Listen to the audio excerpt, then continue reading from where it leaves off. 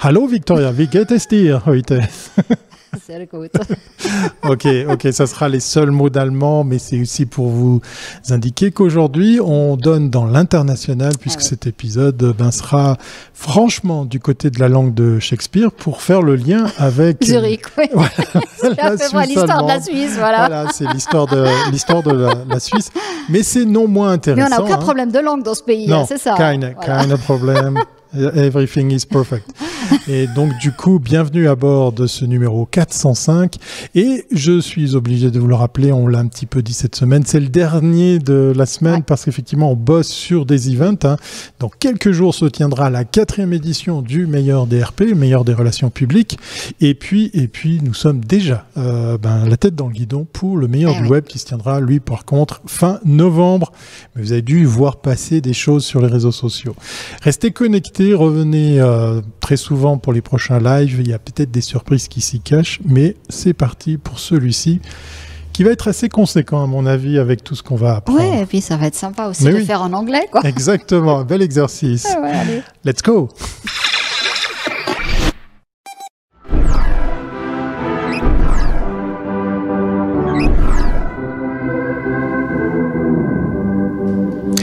Alors, avant d'attaquer avec la langue de Shakespeare, Victoria, avec qui allons-nous passer cette demi-heure? Et de quoi allons-nous parler? Exactement. Alors, vous vous rappelez que hier, le fameux numéro 404, qui n'était pas une erreur, qui était un vrai numéro, donc on avait parlé du Screenforce Day Romandie qui va se tenir le 28 septembre à Lausanne. Donc, il revient en présentiel.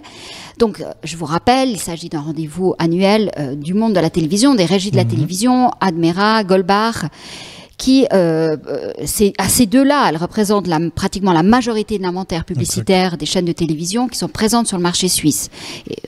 Télévision et fenêtre publicitaire.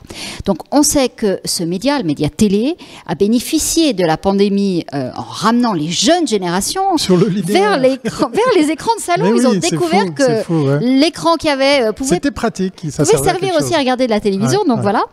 Mais on ne saurait évincer la question qui nous titille tous sur l'acceptation publicitaire.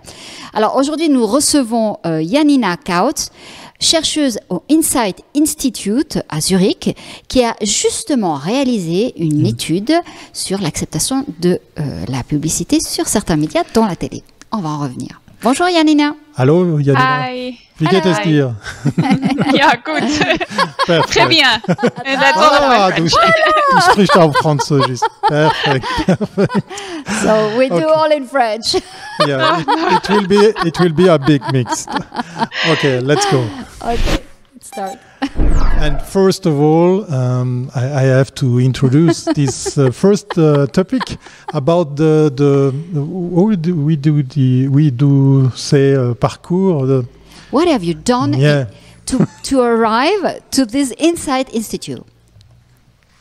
We'll listen to you. Let's say. So as you said, currently I work as a researcher at Insight Institute in Zurich. Yeah. And before that, I studied for my master's degree in London. I studied intercultural communications. Oh, great. So interesting. Yeah, and before that, I was in school, basically in Switzerland, the gymnasium. So it's your first job, so. Yeah, I've been doing it for around 4 years now. Oh, okay, that's great. Wow. What was the first reason to be focused on this subject, this matter? What was your first motivation for the research? For the job? Yeah. I've always been very curious about what people think and how they form their opinions and what goes on in their heads. And that's basically one of the reasons I studied intercultural communications, because I was curious how it works in different cultures. And then I found this job, which basically gives me the opportunity to speak to people every day and ask them about their feelings and opinions and perceptions of very different things. And that is really interesting. I'm really interested in people, you could say. Yeah, it's great. And of course, media is changing so much. Yeah. So your study won't end. So it's not because you... That's totally clear. It's always new. That's great. It's incredible. So perfect. Let's go for the next part. and we will talk about Inside Institute. Of course, it's a good occasion to have a clear view about what's going on into this Inside Institute. Yes, tell us what I had no idea about this institute, so it's nice to have to know something more. It's of course the ones who are organizing the ScreenForce Day in Suisse Romande who asked me they proposed me to have this conversation with you. So tell us who are your clients, what are the subjects you are working on? So tell us. So yeah, we're a market research company in Zurich. And we're specialized on qualitative market research. That means we mainly work by conducting in-depth interviews or group discussions. So we're not the sort of place for online surveys or or that kind of thing. We do the qualitative part where you sit down with people and you talk to them, usually face-to-face. But then, of course, during the pandemic, we've had to switch to online as well. And now we do both. Okay. Yeah. Okay. Yeah, and the subjects, the kind of clients you've got. We do a lot of work in the finance industry, so banking, insurance, that kind of thing.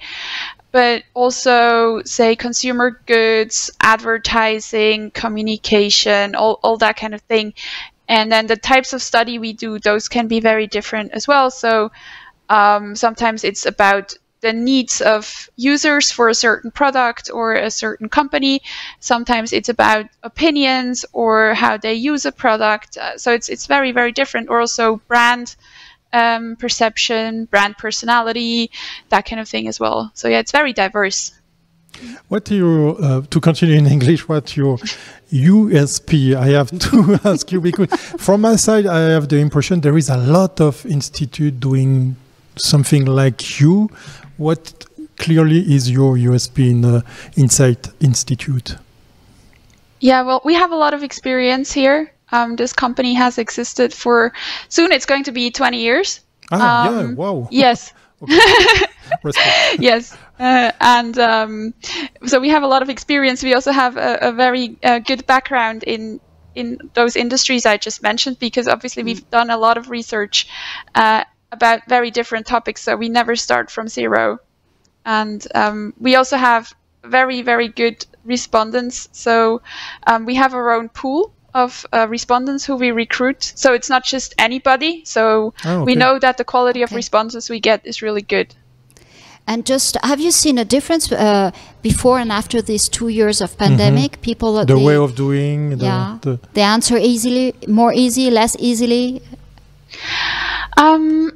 Well, it's not you can't generalize it, but what we noticed at first, everyone obviously was having trouble with the online interviews because Teams and WebEx and all of that. It was a great unknown, and now everyone's really comfortable with it. And for some studies, well, we usually discuss this on a case-to-case basis, because for some studies, it's better to do face-to-face research because of the topic. For others, it works well online. It just really depends. It also depends on the kind of people you want to survey. So if you're trying to get a certain target group that you can only get online, because, for example, you have to get to them all over Switzerland and they can't travel to Zurich, then yes, of course, we do it online.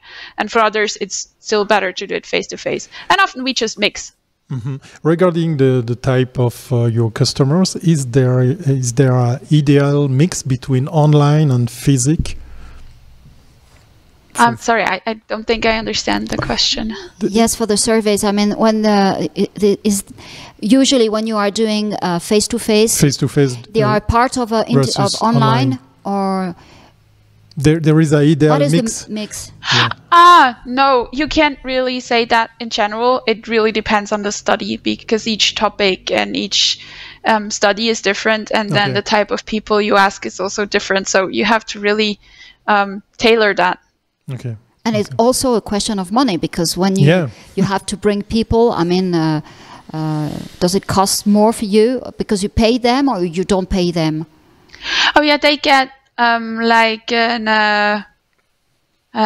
indemnisation. Yeah. I'm looking for the English word now. Like they get like a small compensation for their time, obviously, because they take like an hour or even 2 hours out of their day, and they get something for their efforts. But really, the difference between coming here or online isn't really that big. So that doesn't change. And I mean, for me, it's the same. I speak to them an hour online, or I speak to them physically, and so Okay. Very interesting. And now to the point of this the reason why we have this study. With the question, the credibility of advertising. Exactly. Thank you. So we've got some just maybe explain the purpose, the real purpose of this study, and then how you work it, and how many people do you interview for that? Mm-hmm. So as you said in the beginning, we did this study for ScreenForce, and they were really interested in the credibility of ads on different channels. And for this study specifically, we looked at TV, YouTube, Instagram, Facebook, and TikTok. Mm-hmm. And we were just trying to explore what the impact is of these different platforms on the credibility of ads, basically. And basically the question is, what is the difference if you see an ad on YouTube or on TV? Exactly. Okay. And we did this in 2 stages. So first of all, we had a qualitative stage where we conducted 30 in-depth interviews, which each lasted an hour. Okay. And we used this stage as a basis for the second stage, because the first stage was really explorative. So we tried to find out what are the factors that are important when it comes to credibility. How do people interact with these platforms? What do they think about them? And then the second stage was quantitative. So we did a large survey. We actually worked with a partner institute for that as well. And we surveyed 1,033 people in total online, in German and French-speaking Switzerland. Okay. And they were all between 15 and 64 years old. Okay. And we then quantified the results we had from the qualitative part of the study to also find out, how important are these factors and what is their influence and how strong is it? And between those people, you had the same. Through the ages, is the same point of view. No, the same proportion as the country. Mm-hmm. Because you don't have more young or less young that they are normally in the population. How do you handle so whether this? It was representative? Representative. Okay, yeah. So that case. Okay, sorry. Wrong question. As well as we could. Yes. Okay. Obviously, we capped it, and so we don't have people over 64, so you can't exactly call it representative like that. But yes, we try to be, as well distributed as possible. And maybe they are the ones who are looking more television. So, okay. So let's start with you bring some visuals. So we could start with YouTube. So tell us. Yeah, exactly. So I can tell you a little bit about each channel. And what we did was we tried to figure out the drivers and barriers for credibility on each channel. And then when we look at YouTube, we basically found 3 main barriers. So things that hinder credibility of the platform and of ads on that platform. And then first of all, there we have security concerns. Users know that YouTube collects data about them because it personalizes the suggestions and you can make a profile. And so they know that data is collected and they're a bit worried about what happens to that data. Which is true. And that worry. Don't forget, YouTube is Google, huh? Just in case. Exactly. And therefore that mistrust transfers a little bit to the platform and then to the ads as well. And secondly, we're probably all aware, you can find sort of weird content on YouTube as well, things that either aren't exactly true or aren't, fake news or weird videos, that kind of thing. And so the fact that you shouldn't believe everything you see on there also creates some mistrust in the platform. And then the last one, the type of advertising that you see on YouTube because sometimes the ads on YouTube are really badly made. Yeah. Yeah. Like they're blurry. No, or, it was like a fashion doing online some bad constructed ads. So that seems it's not broadcast ads, so it was internet ads. The question is also the duration. Yeah. These ones are they are totally ugly. Okay. Yeah. No, but like things like, they're blurry or they have mistakes in them, that kind of thing. Or also ads by companies that nobody knows. So that is really a bit untrustworthy for most people. And then that, deducts from that credibility in YouTube. So those are the three main problems we found with credibility on YouTube. But also, of course, if we go to the next slide, maybe, we found some drivers. So those are things that strengthen the credibility of YouTube and ads on YouTube.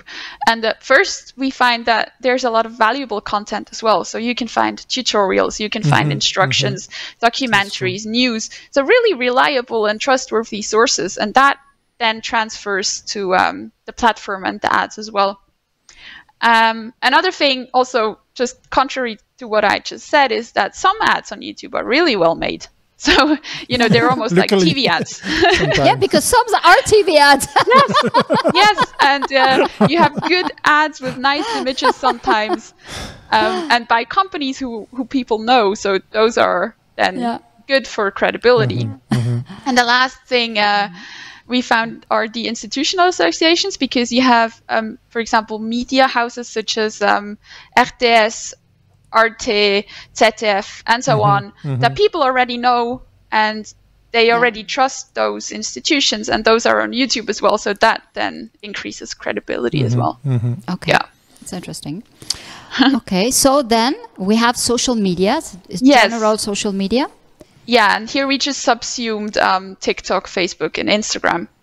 And again, here we find some problems or some barriers to credibility. First, again, security. Even more so maybe than on YouTube, people are aware that data is being collected about them, that they are being, basically harvested for their data. And there have also been some scandals that people still have in mind, such as the Cambridge Analytica scandal and that kind of thing. So they're quite worried about data protection. And sometimes they're also worried that some of the links on there, might be viruses. And so they're a bit afraid sometimes to click on everything. So that makes it a bit, less credible, less trustworthy for users. Also, again, you find some questionable content on social media, as we all know, fake news, you have the photoshopped influencers and all of that. So not to trust everything you see on there, which obviously then makes it less credible. So people, go on. No, that makes that people, they don't click on those ads. They show, or they just don't believe them. Yeah, because you're in this mindset on social media where you're like, well, I have to really watch what I'm doing here, and I have to be alert constantly. And so they kind of consciously try to defend themselves against the bad bits. Just a quick question, because I watch a lot of YouTube video about scamming. Do you think it's a question about ages? Because I think when you are older, you are not so careful about what you can see, what you can click, and is it a question of age? Yeah, what we saw in the quantitative survey as well is that younger people tend to be much more comfortable with social media, because they it's normal for them, and they know what they are doing mostly, and so we see that for them, they are also more trustworthy, for example, than for older people. But yes, it's still quite low, but you can see some age differences. Okay. Yeah. And then, on social media, we also have the algorithms. People are very aware that they are in this filter bubble online, and that they only see what they are supposed to see. And that then, of course, raises the question, when you see an ad, am I seeing the ad, that's best for me, or am I seeing an ad that was just paid for me to see? And that makes it a bit untrustworthy. And the last bit as well is the type of ads that you have on social media. A lot of them are from unknown companies, are badly made. People also suppose that it's quite cheap to put ads on social media, so everyone basically can do it. And they also notice that there's a flood of advertisement on social media, and that just makes it less credible. Interesting, because before they say television was too expensive. So now being cheap, it's not that good. Okay. I mean, I don't know actually how cheap it is, but it's just what people think. In fact, it's not. Yeah. It's very expensive. The most incredible things, there is a lot of advertising now on TikTok, for example. You click the link and the link is a 404 error. That's incredible. They pay for advertising and the link doesn't work. Wow. There is no sense. Yeah. So let's see what's positive with those social media ads. Yeah, exactly. We also have some things that are actually good for credibility on social media. And then the first thing are sort of well-known influencers, because when people know, well-known in quotes, right, and influencers, so they have been following them for a long time, for example, they start to trust that person. So if that person then makes a recommendation or says something, they are more likely to believe that this is true, and they find that more credible. And the second thing is that sometimes you have sort of realistic comments or likes. So for example, if your friends like something or people you know like something, you're more likely to believe that. And if there are comments that say good and bad things about a product, for example, or a place. Recommendation, it's real. Yeah, it's more credible because it doesn't just say, wow, it's like the greatest thing ever. But, it says it's good, but also it has, some negatives. That's more credible. Yes, but they know also that some of those comments are not are fakes too. By the way, but I understand. Yeah, it's true. But sort of in the perception of people, it it makes it still more realistic. Okay, so of course we arrived to television. So what's the frame in your salon? Which are the barriers of the broadcast? Let's say more than television. Yeah, there are some problems here as well with credibility. The first thing is, for example, unrealistic promises. The prime example here would be laundry detergent ads, right? We all know those where they have this really pristine white T-shirt and they put it in dirt and marmalade and everything, and they wash it once and it comes out completely clean. It's a miracle. And that kind of promise, it just seems unrealistic, so it reduces credibility a bit of TV ads. And the second thing is that people notice that ads tend to be quite homogeneous. So what happens quite often is that in the same evening or even the same block, you get ads for the same product or similar products, and all of them claim that this product really is the best. But then if I get 3 products saying that they are the best, well, it makes me wonder, right? Are they really correct? So that can, that can raise some questions and reduce credibility. But of course, there are also some drivers. And first and foremost, what we see with TV is 5 points. A lot of what we see first of all is that there's a lot of pre-existing trust in TV because we all know it. We've all known it from childhood, and it's very familiar to us. We feel comfortable with this medium, and so that just makes us feel comfortable and makes it feel credible as well. And then as well, what we have in TV is a lot of well-known, reputable institutions. So, for example, RTS, ZDF, Arte, ORF, all of these, we know them, we trust them, we know they will only, tell us the truth and no fake news, for example. And that, because they are on TV, that makes TV more credible as well. Okay. And then as well, in TV, we find a lot of high quality content. So that can be, for example, the news, documentaries, movies, that kind of thing. And because it's so well made, it makes it credible as well. And also, of course, with TV, no one is worried about security because we're not worried about data being collected or, personalization or that kind of thing. No virus is going to be downloaded by watching TV, basically. Normally, because normally, most of people are watching TV through a box. And the box is collecting also a lot of data. So it's strange. Yeah, but it's not in people's heads like that. Yeah, yeah. Like we have to remember we're talking about people's perceptions, and they don't. Of course, they don't worry about that. Yeah, it's funny, yeah. I mean, some of the things we find sometimes are even, you know, not factually true, but people just think them. No, it's very interesting. Yeah. Mm-hmm. So as well with security, there are no concerns with TV. And then last but not least, the type of ads on TV also are much more, better quality, because you have good storylines, they're high quality. People think it's very expensive to place ads in TV. So everyone who places an ad in TV obviously must be serious. So that means that the price, I mean, if you reach, you're a brand who has power, you can have ads, so you can pay TV, so that means you're trustable. It's very interesting, this. Yeah. The power of the label See on TV. Vu à la télé, it's true, it's incredible. No, it's very interesting, cool. It's still going on, Mm-hmm. Let's go about content and security for credibility. Yeah, because obviously the things I just said, that those were the things we found in the qualitative interviews. As I said, we used the qualitative interviews as a base for the quantitative research. And then we tried to find out, okay, so we have these factors and how important are they and which ones are the most important ones. And what we found really is that high quality content and security aspects contribute the most to the credibility of a platform. Mm-hmm. And we then found that there are several types of factors. So some of them are really inherent in the channel, and some of them are inherent in the advertising, which you can now see left and right here. And so there are some factors that, like the channel showing valuable content, which is the channel itself.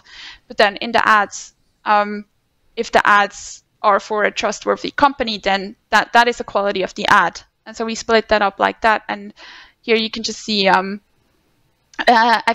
question I think is now, you can't see because there's the title over it, but I think the question was something like, how important are these factors? Is your opinion to what extent do the following factors contribute to the credibility of moving image channels? Mm-hmm. Yeah. So here we just see how important each of them is. Yeah. So it's very interesting. So that means trust is made by the strength of the channel, the strength of the company, and also the fact that so long we've been in contact with them. So it's incredible, because those things we thought with internet will have no value anymore, because people wanted something new, they want something new ideas, new ways of communication, and in fact trust is something it's something you build in time and you keep it. So even internet or even social media hasn't broke this link between the people and the brands. And the link with the truth. I think it's stronger through TV than the web. That's very strange. Yeah, it's very interesting. Because it's at the opposite we thought. At the beginning we thought that with internet, advertising will be one-to-one, and you will be exposed only to the ads that you will concern, and it will be more efficient. So in fact, the trust will be created just because when you need something, information will come, and this information, commercial information, will be turned into service.